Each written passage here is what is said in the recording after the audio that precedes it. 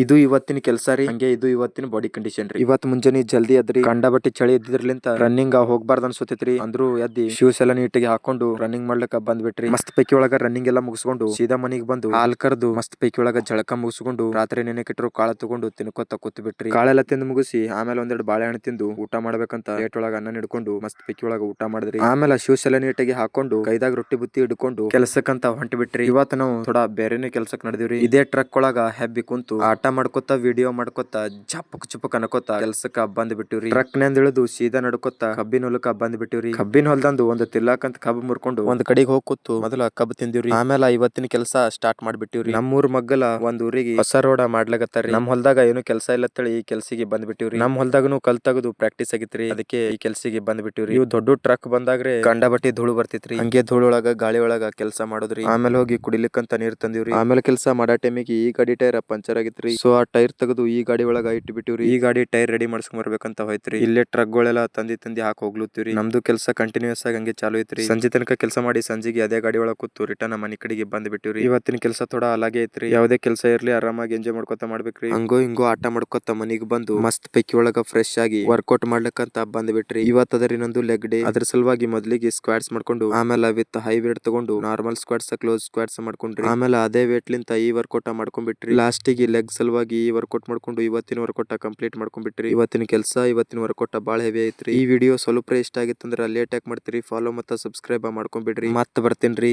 Ram Ram, Jai Shriram.